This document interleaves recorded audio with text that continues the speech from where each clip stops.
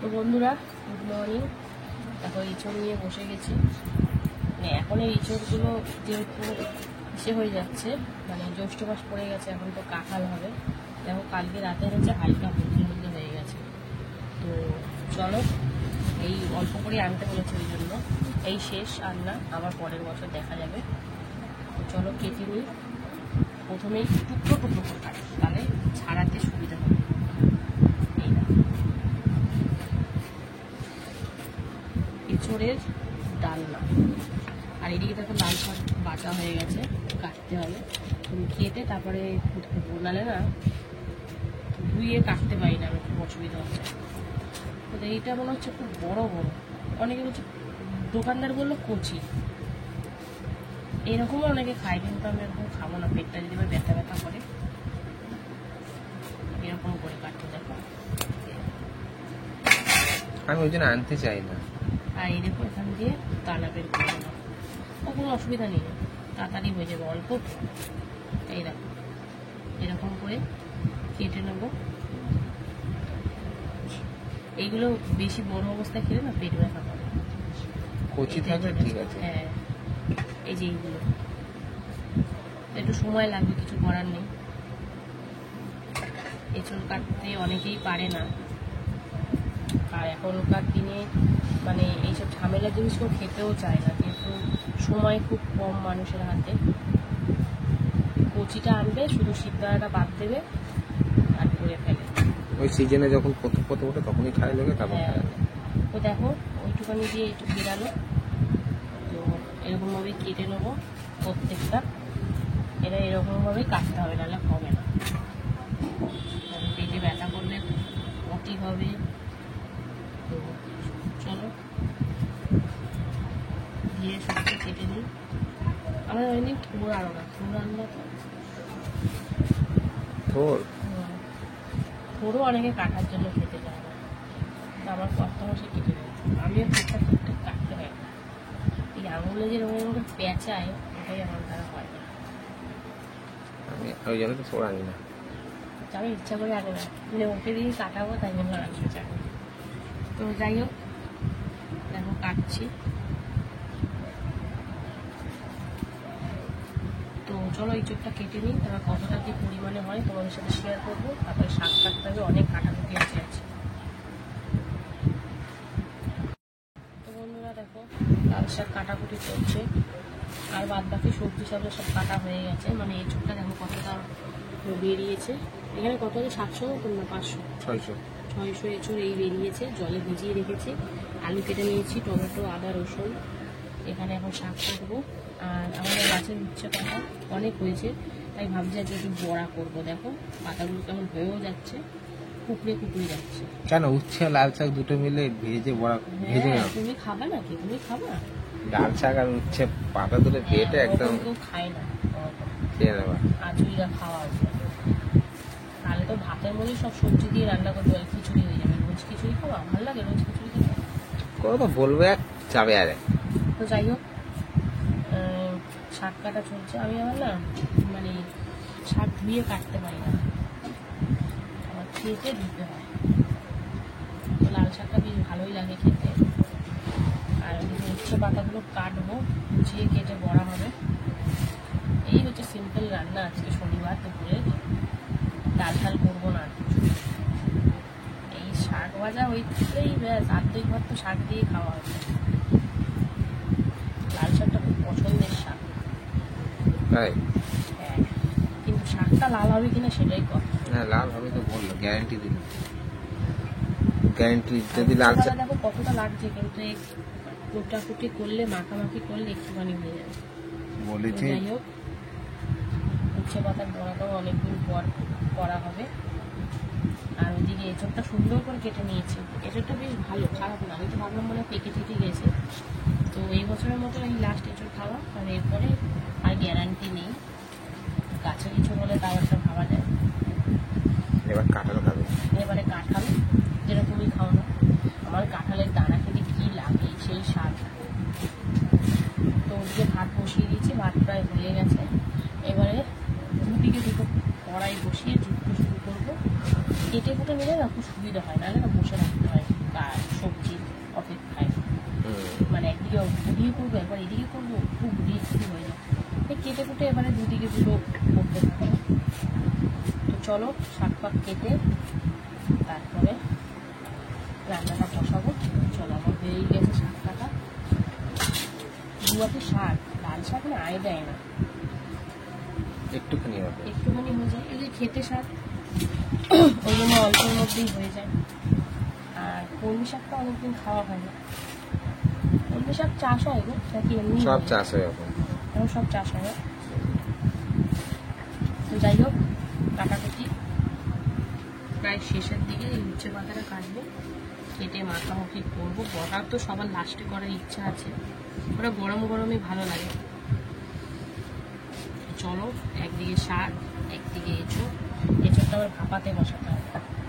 তো দেখতে থাকো রান্না বান্না, তোমাদের সাথে সব কিছু শেয়ার করবো। তো চলো টাটা। তো বন্ধুরা দেখো, এঁচোড়টা ভাপাতে বসিয়ে দিয়েছি। তো সুন্দর করে ভেপে গেছে, এবার নাবিয়ে রাখবো, মানে তুলে রাখবো। আর এখানে শুকনো লঙ্কা, রসুন, পেঁয়াজ ভাজা ভাজা হচ্ছে লাল শাক ভাজার জন্য। তো চলো দেখতে থাকো। তো বন্ধুরা দেখো, লাল শাক দিয়ে দিয়েছি। তো এখন গ্যাসের ফ্লেম একদম লো করে লাল শাকটা ভাজবো। এখন লবণ টবণ কিছু দেওয়া হয়নি। তো চলো হালকা করে একটু লবণ আর হলুদ দিয়ে দেবো।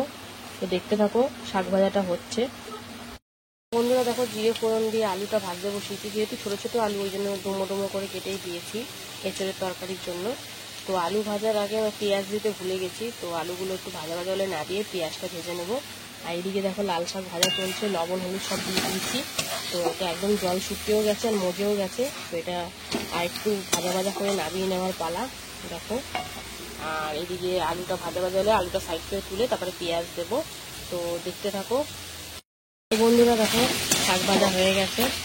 দুয়াটির শাক কেউ বলবে দেখো কতখানি হয়ে গেছে মজে গিয়ে। তো লাল শাকটা মনে হচ্ছে লালই হবে। তো যাই হোক, শাক ভাজা কমপ্লিট, নামিয়ে ফেলবো। আর এদিকে দেখো পেঁয়াজ ভেজে এতে এঁচোড় দিয়ে দিয়েছি আর একটু হালকা হলুদ দিয়ে দিয়েছি। তো এঁচোড়টা হালকা ভাজা ভাজা হলে এতে আলু দেবো, মশলাপাতি দেবো।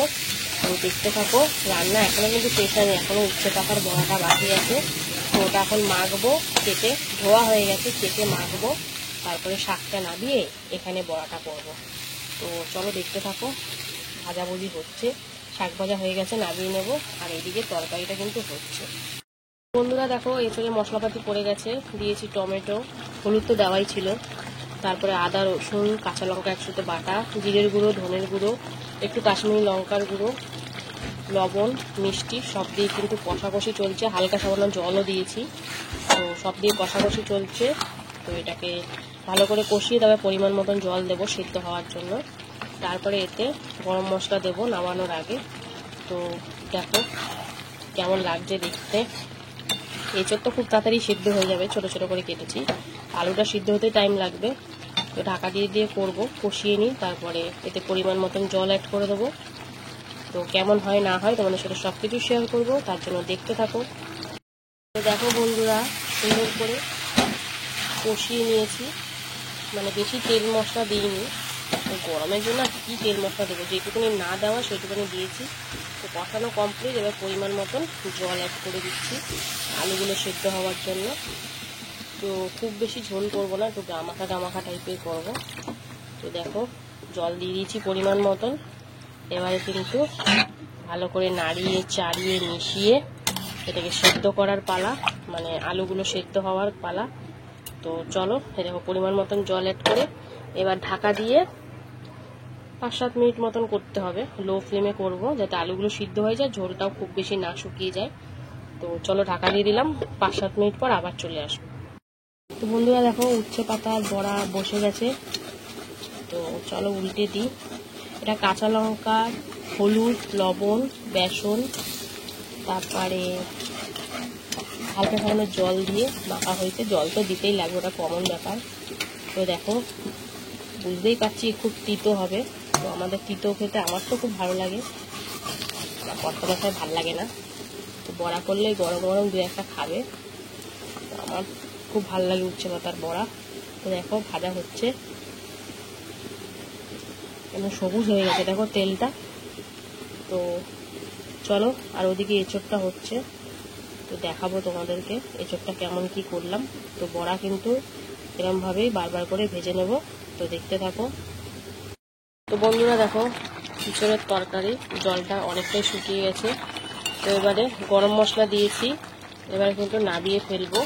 তো দেখো আলু টালু সিদ্ধ হয়ে গেছে, আর এঁচোড় তো সিদ্ধ হওয়ার মতনই কেটেছি, একদম গলে গেছে মোমের মতন। তো চলো, একদম দেখা হবে খাওয়ার সময়। রান্নাবান্নার পর্ব এখানেই শেষ। তো ভিডিওটা ভালো লাগলে লাইক কমেন্ট শেয়ার করো, অবশ্যই পাশে থেকো। টাটা। হ্যালো বন্ধুরা, শুভ দুপুর। তো প্রতিদিনকার মতন কিন্তু দুপুরের লাঞ্চ টাইম নিয়ে বসে পড়েছি। তো শনিবার দুপুরে কি কি লাঞ্চ মেনু আছে চলো প্রথমে দেখে নেওয়া যাক। তো ভিডিওটা দেখতে থাকো প্রথম থেকে শেষ অবধি। এখানে দেখো রয়েছে গরম গরম ভাত, এক টুকরো কাগজি লেবু, রয়েছে উচ্ছে পাতার বড়া, তারপরে রয়েছে লাল শাক ভাজা, রয়েছে ইঁচড়ের তরকারি বা ডালনা, রয়েছে পাঁপড় ভাজা, তারপরে রয়েছে টক দই। তো চলো বন্ধুরা, খাওয়া দাওয়া শুরু করা যাক। যেহেতু আজকে শনিবার, তাই না মাছ মাংস ডিম তো কিছুই নেই। তো কর্তা মাসে কিন্তু রেডি হয়ে গেছে খাওয়ার জন্য। তো প্রথমে কিন্তু লাল শাকটা দিয়ে খাচ্ছে। লাল শাকটা যে কেন এত ভালো লাগে বুঝে পাই না, অল্প হলেও যেন ভালো লাগে লাল শাকটা। তো কর্তা মাসে ভাতটা মাখছে, দেখো অল্প অল্প লাল হচ্ছে কিন্তু। তো খেতে বেশ লাগছিল। শুকনো লঙ্কা, রসুন ফোড়ন আর পেঁয়াজ দিয়ে করা হয়েছিল। তারপরে ছিল কিন্তু উচ্ছে পাতার বড়া, যেটা বেসন, কাঁচা লঙ্কা, লবণ, হলুদ, সামান্য একটু হালকা একটু মিষ্টি মানে চিনি দিয়ে মাখা হয়েছিল, আর একদম মুচমুচে করে একটু চালের গুঁড়ি দিয়ে আরো বেশি মুচমুচ করতো। তো শুধু বেসন দিয়ে করেছিলাম। তো কর্তা মশাই খেয়ে নিল বড়া দিয়ে। তারপরে ছিল ইঁচড়ের ডালনা, যেমন মাংসের মতন করে, আদা রসুন পেঁয়াজ টমেটো জিরের গুঁড়ো, ধনের গুঁড়ো, কাশ্মীরি লঙ্কার গুঁড়ো সব দিয়ে করা হয়েছে। তো কর্তা মশাই লেবু চিপে নিল, লেবু চিপে নিয়ে মাখামাখি চলছে। তো দেখো, তো আজকের ইঁচড়টা সুন্দরভাবে কেটেছি, মানে যেহেতু একটু এখন তো সিজন উঠে যাওয়ার মতন, এখন কাঁঠালের সময় এসে গেছে, সেই জন্য এরকম ভাবেই খেতে হয়, নাহলে এই ডান্ডিগুলো খেলে কিন্তু পেট ব্যথা করবে। তো দেখো কত মাসে পাঁপড় দিয়ে ইঁচড় দিয়ে একদম জম্পেস করে খাচ্ছে। তো চলো খেতে থাক, তারপরে আবার চলে আসবো টক দইয়ের সাথে। তো লাস্ট পাতে ছিল টক দই, যেটা সামান্য একটু হালকা চিনি দিয়ে কর্তামশাই খান প্রতিদিন। তো দেখো একদম ভালো করে মিশিয়ে টিশিয়ে নিয়ে খাওয়া শেষের দিকে। ভিডিওটা ভালো লাগলে লাইক কমেন্ট শেয়ার করো, অবশ্যই পেজটা ফলো করে পাশে থেকো।